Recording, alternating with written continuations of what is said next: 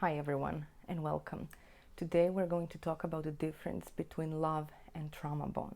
For those of you who don't know me, my name is Lana and I'm a body psychotherapist. On this channel we are talking about personal development, spirituality and embodiment.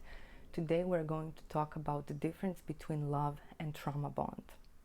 Now you all are familiar with the story. A man and a woman shared look across in a bar, and all of a sudden there is this tingling sensation. There is fireworks, they feel butterflies, they fall in love, and they don't live happily ever after. They fight all the time, they even abuse each other, and they end up feeling heartbroken and hurt. So what is it? Is it love? Yes, of course, there could be love, but it's basically trauma bond.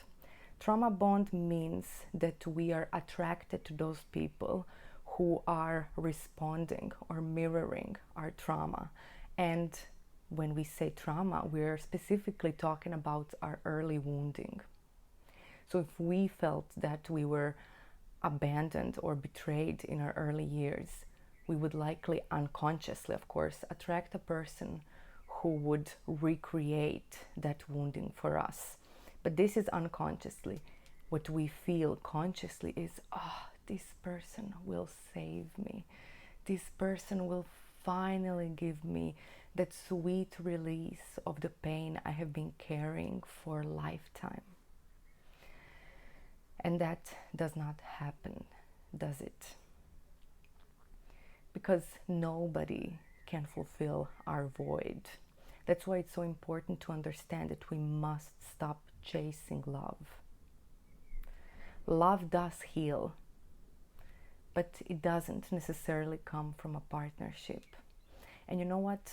Unless we learn how to fill that void and heal deeply in ourselves, we will end up attracting person or people who will recreate that original wounding. Now, I'm not saying that you should go against your natural instincts and be with the complete opposite of a person you are generally attracted to, because unconsciously they will also probably recreate the same wounding before we find a way to nourish, to heal and fulfill ourselves from within. And the first step to do that is to sit with our void, is to sit with our longing, is to allow ourselves to be present with ourselves. Now for that, we must learn how to be in the body, because unless we have that safe ground, we will not be able to feel, we will not be able to be present and to sit with whatever is painful. And by the way, you don't need to do this alone. You can ask for a support of a therapist or somebody in your community, or you can even book a session with me if you want to. I'm offering a free intro session and I will leave you a link in the description of this video. You don't have to do this alone. But if you really want to reach a place of true love, this is the way. It's important that we learn to sit with our boredom, to sit with our painful emotions. Because you know what? When we are sitting with those painful emotions, we are present and we activate the observer. And you know what else? We come into the place of acceptance when we are just sitting with ourselves without trying to change us, without trying to get something from the outside, without trying to distract ourselves or get a certain antidote for that pain. When we just sit with it and breathe with it, we actually start loving ourselves, because that is love.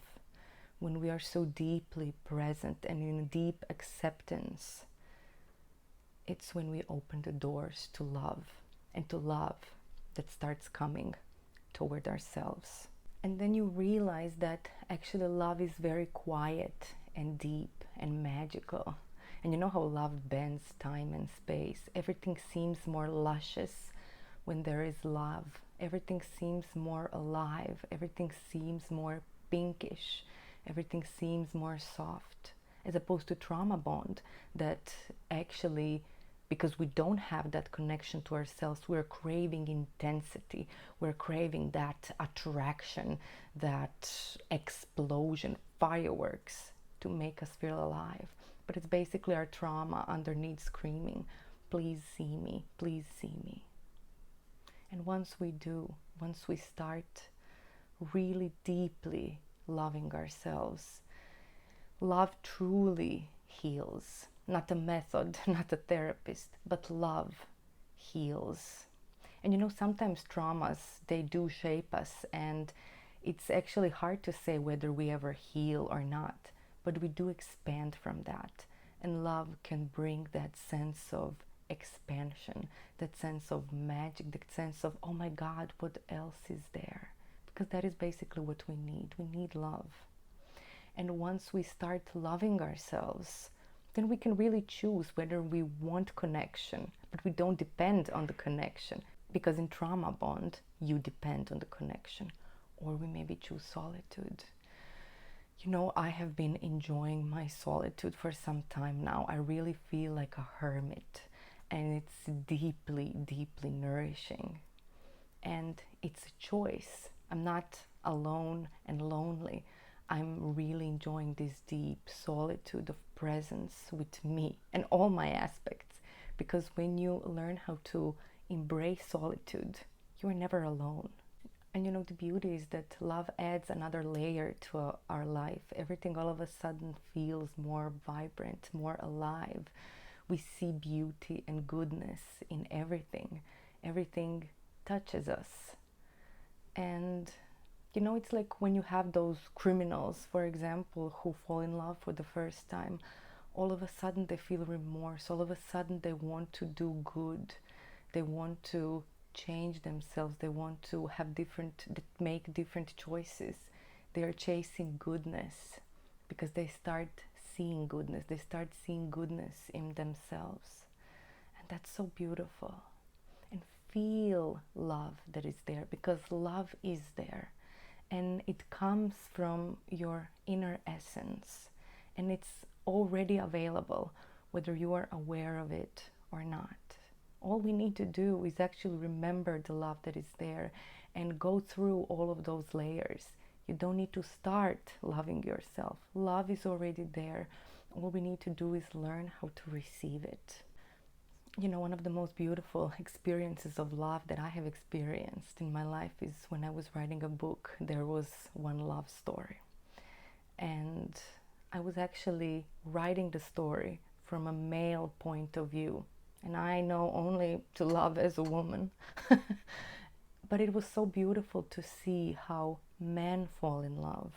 It was so beautiful to see how men want to protect their women, how beautiful they are in their essence, how they open their hearts and allow vulnerability, but also the masculinity and the strength that is there. And I felt like this character really healed me on so many levels. And that's the power of storytelling. Because these stories, these inner myths, they are going beyond our personal stories and our life and our patterns and our beliefs.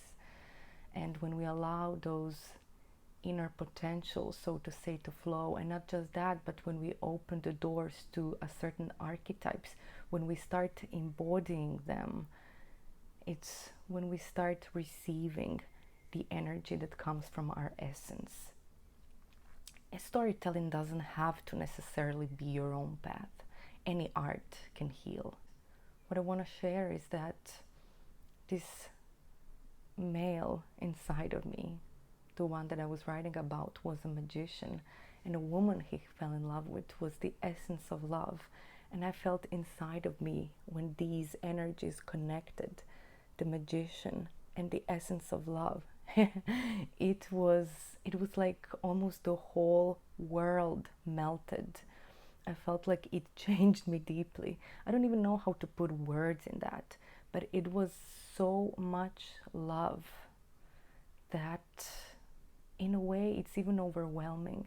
It's divine, it's present, and it's essential. And I felt so much reverence to that love that is actually me. And once you give and receive love and you realize that that is the cycle of replenishing, there's just nothing like it. And I truly wish that every living being has that experience. And you know, it actually reminds me of a vow that we have to take in my core evolution psychotherapy training. We had to take a vow that we vow that we would always find love in our core, and that we will guide others so that they can find love in their core. And this is what I'm here for.